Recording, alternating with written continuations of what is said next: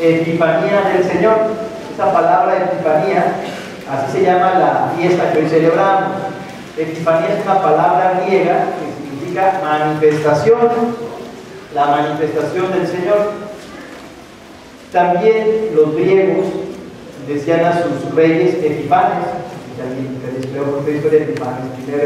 Epifanes era un modo de decir el rey que trae la paz, ¿sí? Entonces también, y en este sentido, Jesús es ese Epifanes, es la epifanía, la manifestación del amor de Dios para todos los pueblos, para todos los seres humanos, y a la vez es el Epifanes, el que manifiesta, el que trae la paz del Señor. Bueno, para celebrar esta fiesta de la Epifanía, la palabra de Dios nos pone delante de unos magos venidos de Oriente y de una estrella que nos guía, que llega hasta Belén, donde está pues la manifestación de Dios entre nosotros, que es Jesús. Quisiera explicar algunas cosas de estos dos personajes, tanto los magos de Oriente como la estrella. La palabra magos, que es como viene la Biblia, magos de Oriente, resulta que es una palabra que viene de un pueblo, los elamitas, en ese idioma elamita, macuisto, era como le decían a los magos, macuisto. Los griegos, que es donde se escribe, en ese idioma se escribe el Evangelio, lo ponen magoi, en plural, magos, magoi. Y cuando nos traducen la Biblia al latín y de ahí al español, pues en latín magoi se dice magister, pero si le suena magister es maestro, ¿sí? Entonces nos da la clave de que estas personas no eran hechiceros, no eran gente sabia, maestros, en buscar la sabiduría de ese tiempo. ¿Por qué de Oriente? Porque se sabe que en Persia, lo que es Irán, ahí había muchas personas que tenían mucha sabiduría, la sabiduría de aquella época, y que muchos judíos se fueron a vivir allá, a Irán, a Irak, a zona de Persia, y que entonces les habían llevado también esas profecías del Miqueas que está en el Evangelio. ¿Cómo es que sabemos nosotros? Porque la tradición nos diga que son tres, que son reyes, que uno se llama Melchor, otro Gaspar y otro exactamente. Pues fíjense que estos buscadores de Dios, estos maestros en la ciencia, en el siglo V, hay un evangelio apócrifo. O sea, tenemos los evangelios Mateo, Marcos, Lucas y Juan, pero otras personas escribieron los evangelios que la iglesia no los tiene por oficiales, pero que traen cierta información que no recogió Mateo. Ahí dice que había uno que se llama Melchor, otro Gaspar y otro Baltasar. Siglo V, ahí está ese evangelio, y luego pues la tradición lo ha ido recogiendo, diciéndonos que uno era como europeo, otro más bien asiático y otro africano de color negro, porque eran las tres grandes razas que había en esa época. Eran tres continentes los que se conocían, todo lo que es Asia, Europa y África. Y entonces la fiesta es la manifestación de Dios para toda la humanidad, no solamente para los judíos. Y entonces por eso se empezó a reflexionar. Un monje benedictino en el siglo XIV, año 1300, se llamaba Beda. Este monje dice pues que eran así, de las tres continentes. Y entonces ya tenemos ahí lo que nos dice el Evangelio de Mateo, lo que nos dice la primera lectura, que vienen en dromedarios, ¿verdad? Bien, se va haciendo una tradición que nos llega que entonces los tres reyes magos son Melchor, Gaspar y Baltasar. ¿Sí? Hay que decir algo muy bonito, muy interesante de estos magos de Oriente. Lo primero es que ellos, con lo que entendían de las estrellas, con la sabiduría que había en Persia, decían que cuando nace un gran personaje, un gran rey que va a traer paz y justicia, nace una estrella. Y entonces algo habrán visto y se ponen en camino. Imagínense dejar en aquella época sus palacios para ir en camino, buscando algo que no lo tienen muy claro, atravesando desiertos. No ha de haber sido nada fácil y mucho menos cómodo. Hoy existen aviones, jeeps, bueno, tanta cosa, ¿no? Pero mira que ir a lomo de camello o de elefante, peor tantito, ha de ser algo incómodo, ¿no?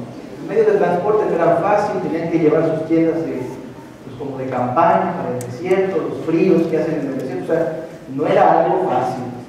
¿Por qué se lanzan? ¿Por qué no adquieren esa postura cómoda de Herodes de, pues que vayan alguien y luego nos informe, ¿no? Ellos en persona quieren y se deciden ahí. Dicen los que han estudiado bien la Biblia que esa búsqueda era algo más que algo científico, que lo más probable es que lo que andaban buscando estos magos era algo que nosotros actualmente como llamamos sentido. Entonces se me pierde el sentido de mi vida y sé que han nacido por el cielo como en camino. Los magos de Oriente son los grandes buscadores del sentido de la existencia, del sentido de la humanidad, del sentido de mi propia vida. Muchos siglos después, nació una persona, Víctor Frank, capaz que alguien lo ha escuchado o leído, en un campo de concentración. Con esa experiencia escribe un libro maravilloso que se llama El hombre en busca de sentido. Y nos va a decir que él, con lo que vio, con lo que padeció, se dio cuenta que había personas que lograban resistir cosas terribles y que lo que hacía la diferencia es que no habían perdido el sentido de su vida, el sentido de su resistencia. Que el ser humano podemos aguantar a veces sin comida, en unas condiciones muy duras, en unos dramas terribles, pero que cuando perdemos el para qué estamos aquí, para qué luchamos, para quién vivo, en pocos días se muere algo o se va dejando morir. El hombre en busca de sentido son esos magos. La humanidad que estamos buscando, ¿para qué estoy aquí? ¿Dónde voy a encontrar mi felicidad? ¿Cuál es el sentido de mi entrega? Esos son los magos de Oriente. Los magos que estamos buscando el sentido de nuestra existencia. ¿Y dónde lo encontramos? Pues ahí surgen las estrellas que nos guían. A mí me pasó que de repente unos misioneros, su forma de ser, de poner los juegos, de alegrar, de hablar, me provocaron así como un flechazo en el corazón y dije, así quiero ser. Y me puse en camino, en una búsqueda como de felicidad, de responder a algo mayor que yo, y me metí al seminario. Y estos misioneros del Espíritu Santo me han ido llevando a Jesús, y hoy mi vida es otra de cuando empecé ese camino. Hay personas que se manifiestan como este gran faro que está aquí, tiene una estrella arriba. En Año Nuevo pusimos el faro de la fe. Hay personas que somos como este faro, hay personas que son un faro, que llevan la luz de Cristo, ese amor, pues son una estrella. Ellos nos van guiando hasta Jesús. Y entonces esta gente que es como esa gran estrella, de repente nos invita a preguntarnos, oye, ¿por qué no buscas en Dios el sentido de lo que vives, de lo que te pasa, de lo que eres? ¿Por qué no buscas en Dios? Aquí pues una pregunta muy grande. ¿Por qué no buscas en Dios el sentido de tu vida? Me acuerdo hace poco vi una enfermera que me pareció un faro de luz en el Seguro Social. Una enfermera con una sonrisa, con una broma así muy simpática y agradable, no desagradable, no sé, muy oportuna, con un cariño que nos estaba ayudando, y de repente nos remite a Dios. Encomiéndese a Dios. Hijo, es una estrella que me lleva a orientarme hacia Dios. Pero de repente también me tocó en Iztapalapa una señora de la tiendita, de esas tienditas de la esquina, que bueno, pues logran competir con el Oxxo ahora en todas las esquinas. Con su tiendita humilde, el párroco les platicó de unos muchachos, uno le decían el tuercas y otro el patas. Y los dos eran una pareja fenomenal porque sabían romper las tuercas y correr con las patas. Eran una calamidad. Y el párroco les contó y la señora le dijo, oiga padre, ¿por qué no les invita a que les demos la preparación para la primera comunión y la confirmación? El párroco se sorprendió y dice, oiga, pero con cuidado no le vayan aquí a volar sus papitas y sus cosas.